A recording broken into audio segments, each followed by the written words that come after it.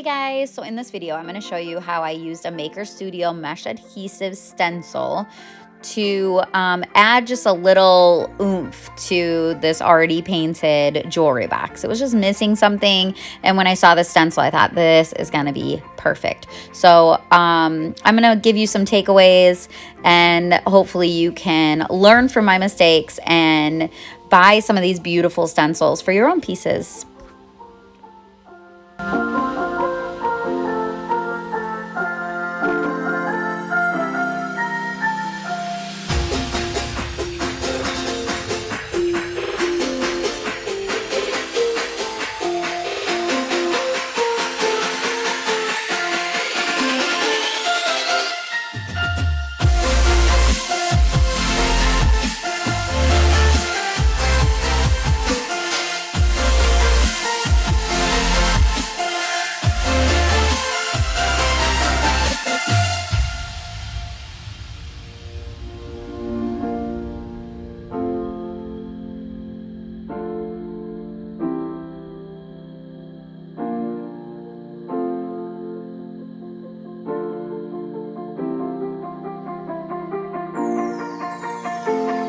Okay, so a couple takeaways here as you're watching me continue on with this process. This is my first time using this type of mesh stencil, so you want to push the paint into the screen there. It's just really tiny little itty bitty screen that holds the paint in place, and so because it's so little you can't even see the tiny lines that it makes as you're stenciling on, as you're painting on. So anyways, you want to make sure that you squash that in there. The second, probably the biggest of the two, is that you really want to work in sections and pull off the adhesive as you're working, pull off the stencil.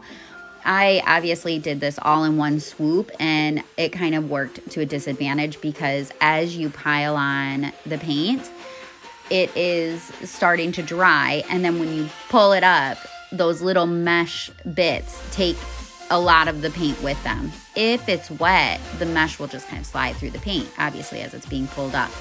I didn't really think about that until the very end as I pulled up, and I was like, well, where did my flower go?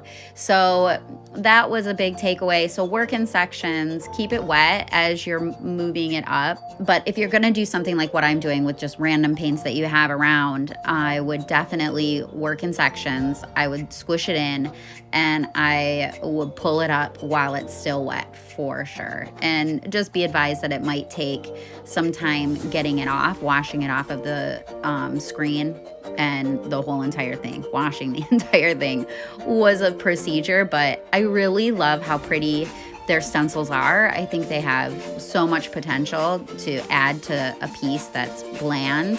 So it's worth it. I'm just giving you the main takeaways of using this exact stencil.